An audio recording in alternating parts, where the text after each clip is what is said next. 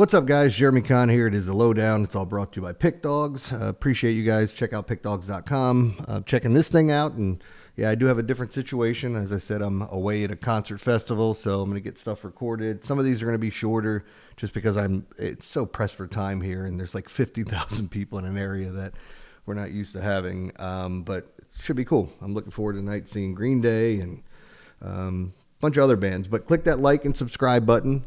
Click the notification button. That'll let you know every time something gets posted. And if you check out or text that number, text the words Inner Circle for the concrete Inner Circle. That's more of a rated system. It's a little bit more expensive. It's for high rollers. Yesterday I had a good day, hit my top two plays. We kind of talked about this. I loved both those football games on Thursday night, and even though the under in the Arizona game got a little dicey late, I guess you could say that, there was a nice little sweat. In the other game, we didn't have to. We had East Carolina, and they just handled Army. So what's going to happen today is I'm going to go over 4 college football games, as I always say. I'm going to come back in the morning, and I'll post the weather algorithm results, like I just did for the one yesterday, which it was a pretty good day for weather. Cubs over looked great. There were a couple of under spots that looked really good, like Pittsburgh. I really like the Seattle under as well, as they're facing the Dodgers. That was, Emmett Sheehan and who was going for Seattle? Emmett Sheehan, and now I can't even think and remember who it was. But either way, doesn't matter. My brain's fried. It's been a long week, and I'm looking forward to some college football this week. So, as I said, the videos will look a little bit different. I'm headed to this festival, and some of these will be quicker, but I'm still going to get out as much information as I can. As I always try to do, it's not always going to be perfect, but because I go on so many different shows and talk about games, I try to mix it up so I don't talk about the same games on every show. Sometimes there's going to be a crossover. There's one or two. With Sunday, I think, there's a couple of games I talked about with Zeno, and what else? I think with college football, outside of one game we talked about, which is going to be the free play I give out, it's actually, I can't believe I'm doing this because I kind of wrote up my plays in the middle of the week, and the more I dove into a game, I started to like it more and more and more, and it's one of my favorite plays on Saturday, so I am going to put it up, but this will be another freemium, as they call it. So let's just get into it, and it's funny because I wasn't on this game at first, but somebody got me on this game. The more and more I looked at it, Cal at Boston College. Cal is 3-1. Boston College is 1-2. Not all records are created equally. We all know that. And when it comes down to it, you're going to see me flip these things. I hate wearing glasses, and I do. I look like Red Fox in freaking Harlem Nights. Who leaves a swallow of orange juice in the refrigerator? We'll swallow it and shut the... Oh, anyway, let me get to these games. San Diego State shut out Cal. Shut them out. Like, what was it, 31-0, I believe. They beat Minnesota, which might seem like a signature win for them in this early schedule because it's not a great schedule. Minnesota going out to Cal, yeah, a real tough spot for them. That's why I think Cal going to Boston College is very intriguing. Now, it's a 3:30 game, so it's still not favorable to travel all the way from the West Coast to the East Coast. But as we say, when you play a 1 o'clock game on the East Coast or a noon game in college, that's a 9 o'clock game on the West Coast, which those never happen. So the body's not quite used to it, the travel, all those things that happen that people bring up. And I do think there's some validity to it. I think some people look into it too much. You could probably put me in that group because I do think it matters. And sometimes it can be something that sways me one way or another if I feel like I have an edge in a game and I'm looking at it going, yeah, I mean, we also have this and this could factor in. That's where I sit here with this. Boston College, -6.5 would be my lean. The total in the game, 53.5. And if you want to talk about Boston College, not much there. I mean, they lost at Stanford, again, traveling all the way east to west. And they lost to Michigan State. I don't think there's any harm, any foul there. But Boston College -6.5 looks like a really good play to me. On to game 2. Game 2 is Louisville at Pitt. Louisville's favored by 4.5 points. Again, here we go back to schedules not being created equally. Louisville is 3-0. Bowling Green, JMU, and another cupcake. That means directional U. East this, west that, north, you get it. And then when you look at Pitt, they're 2-1.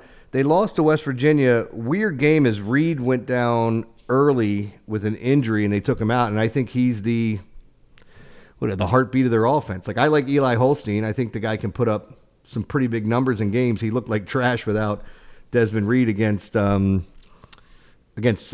Virginia in the backyard brawl. And then we saw West Virginia come out and get spanked by Kansas. So what does that mean? It's a rivalry game.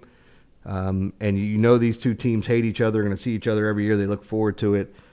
Pitt I think they could have easily won that game. I had the over, so I was pissed. It went to overtime, and one touchdown was scored, and it finished a half a point under that total. So, yeah, that one burned me a little bit. But I think Pitt's the right side here, plus the points. As I'm looking at Louisville, I'm not telling you they're a bad team. They've done everything they're supposed to do. I just don't know how good they actually are. And in an environment with a team trying to pick themselves up after failing in their previous game and had a little extra time to get ready for it, give me the Pitt Panthers plus the points. Total's 57.5. I kind of took a peek at that, but I thought the side was better. So my lean's going to be the Pitt Panthers plus 4.5 points in that matchup. Now, where are we going next? All right, Utah at West Virginia. Utah's a 12.5-point favorite. 47.5 is the total. As we just talked about, West Virginia, after the big win in the backyard brawl, went out and got spanked in their next game against Kansas. Not trying to sit here and dog Kansas, but again, this West Virginia team is not very good at all. I think at times you're going to see them show up. And when I look at Utah and what happened to them last week, and again, we could sit here and say the same thing about them. They faced one good opponent in Texas Tech thus far, and they looked terrible, just god-awful. Nothing went right for them. Dampier did not look good. I expect them to fully bounce back. I'm not a big believer in laying large lines on the road. If you find the right spot, you find the right spot. I do think there's a tremendous advantage in home games and having, home field advantage or, being able to stay at home for a lengthy period of time like we see with some of these universities that play 3 cupcake games at home and then go on the road the following week. So we're still trying to figure out who some of these teams are. I think Utah is really good, and they just got their asses beat by Texas Tech, who maybe I underrated a little bit too much. I don't think West Virginia is good at all, and I think this is a spot where Utah can come in and get right. Their defense is good enough to slow down West Virginia, even on the road. And on top of that, I look at it, I think Dampier, after his game, he bounces back. It's a really weird year for, the Heisman. The fact that Fabrizio Mendoza can get because he blows out Illinois and throws, 6 touchdown passes, he becomes one of the front runners for the Heisman. I just think it's ridiculous. People wrote off Arch Manning after his terrible performance at Ohio State in his first ever road game. And I'm not saying, he's going to be the next superstar or whatever. I still think he has a huge, huge ceiling. The star is bright, whatever freaking analogy you want to use. But it was the way that everybody wrote him off when there's not really a clear favorite in college football to win the Heisman. And that's why you see guys like Mendoza jump up. The kid from Oklahoma was up there until he got hurt. Now he's going to drop off. Mateer. Who else do we have up there? Lenoris Sellers, he's already lost a game. But people keep talking about all these players, and this might be the year. I even said it after they lost in week 1. I'd buy low on Arch Manning because Texas is going to be there in the end. And he's going to put up some big numbers, especially when he's playing What's the Matter You and some of these other schools that they're beating up on. I think he flexed over somebody from Sam Houston State. Not necessarily a great look for Arch, but again, you see these names pop up there, and Dampier was one of the names that people were talking about at the beginning of the year as some long shots or longer shots. But I do think it's wide open. It's fine to take some flyers. Maybe you take a flyer on the best wide receiver in the country if he's going to put up huge numbers, or a running back. But ultimately, we always feel like this is a quarterback-driven award, the same thing as the MVP in the NFL. Now, so I would tell you to take Utah minus the 12.5. I just think they're the better team, and they handle business even on the road.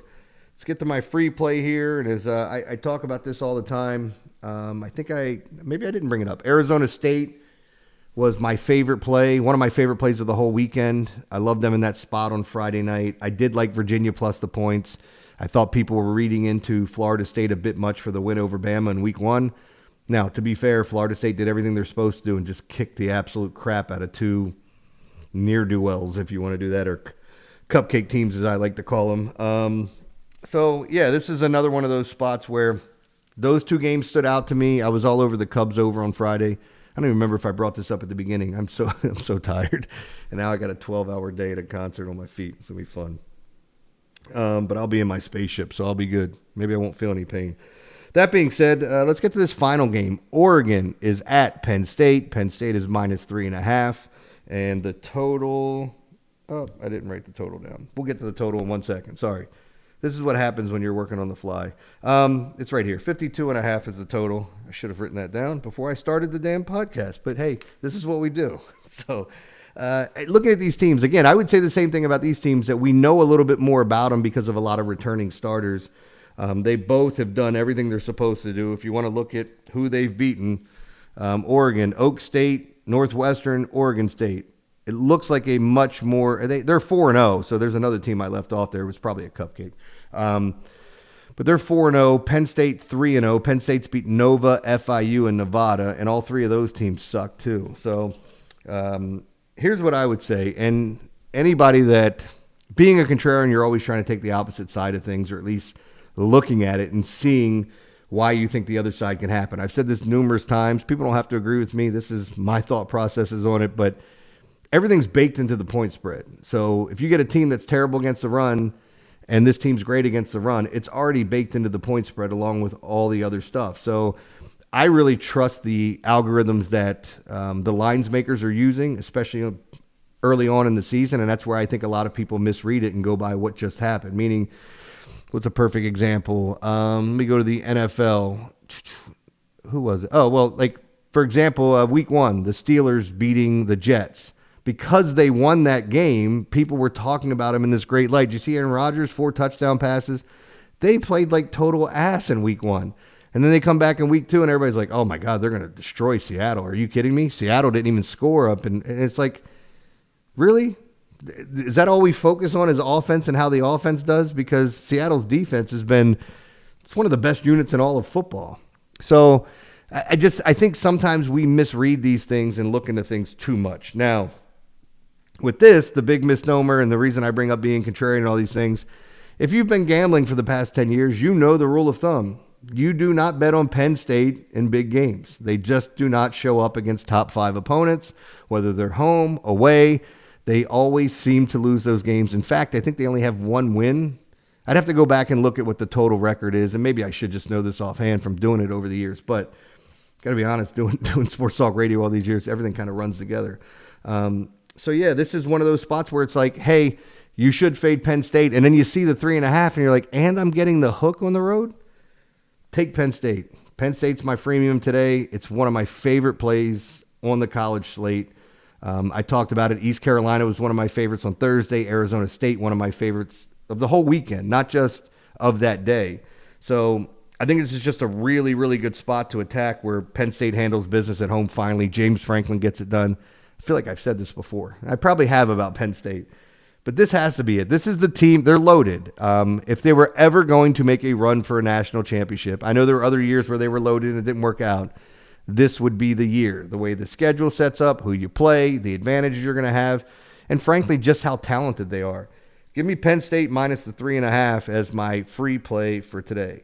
All right, guys, I'll be back tomorrow with an NFL podcast. As I say all the time, I come back every morning and I post all the results from the weather algorithm. If it's a great spot, if it's just a lean, whatever, you'll see that in the morning, even when I just talk NFL for the people that are finishing out baseball. And obviously I'll be doing that, I think Sunday. Well, yeah, Sunday's podcast will be my last one. I have to see if my weather algorithm is set up for postseason play, but I got to be honest, I don't know how great it would be for that anyway. But I don't know. I'll have to check it out and see, and we'll go over that and see if it's working for it. But anyway, as I'm sitting here rambling, I do want to tell everybody, go over to pickdawgz.com. Shameless self-plug. I've been killing it in the NFL. Hit again on Thursday night. Missed on Monday, but I've been killing the weeknight games, and I think I'm undefeated on Thursday night. Yeah, I'm undefeated on Thursday, and we could throw Friday night in there too. I won that game. But college football, I did not have a great week last week. I love the board this week. I have a 5-pack up there. It's $99.99. But as I tell people, buy the 3-pack. Save yourself some money and get all the football plays for the weekend. And this is a weekend. I always put up usually 5 on Saturday, 5 on Sunday. I post for every island game, so I'll have a play on Monday or Thursday night. Even if it's something, like I say, I don't love the game, I'll find a prop player, something that I do love in that game to try to give out. But with that being said, check it out. $79.99, you get 3 days. You get all the plays. And this weekend, and I forgot WNBA. We talked about it. I love that play I gave out with the Vegas Aces. So We'll see how they do on the road at Indiana, but that was another one. But this was a big weekend where two NFL games that just jumped off the board to me that I absolutely love. They're in my 5-pack. My best bet, as I've said this, 20-some years doing this, I've had one losing season, and that one losing season just happened to be when you launch your business selling your picks. It was a couple of years ago. And I'm like, you got to be kidding me. I mean, I had one year where I rattled off, and this no BS. I mean, it's on the radio, but I rattled off 13 in a row. And I had another year where I started off 10-0, and I got fired from one radio station, went to the next one, and everybody's like, "Hey, who's your top pick? Give me the lock, give me this." And I gave out the Browns plus the points, and they got shut out 31-0, which everybody proceeded to tell me what an idiot I am. I'm like, I'm 10-1. I got that one wrong. That sucked, but it's the way it goes. And I started off 0-2, and I really feel like I can make a good case that Atlanta should have covered in week 1 and Kansas City should have won in week 2. And here we are, 0-2 going into week 3, and I had the Bears last week. And the Bears were really good. I mean, they made it interesting. I thought exactly what I said, that their head coach, Ben Johnson, would have a couple of plays devised, some wrinkles in that offense to take advantage of that secondary in Dallas. And sure enough, the flea flicker, a couple of the deep routes that they set up, looked really good. Anyway, I'm rambling. Check out the plays. You don't have to check out my plays. You can check out everybody over there. You can see who's hot, who's not. Top 10 leaderboard, who's hot in what sports. You can check all those out. But I always have plays up. And with the NFL and college football, I usually have them up a couple days early in case you want to check those out then. But appreciate you guys. I'll be back tomorrow with another podcast right here.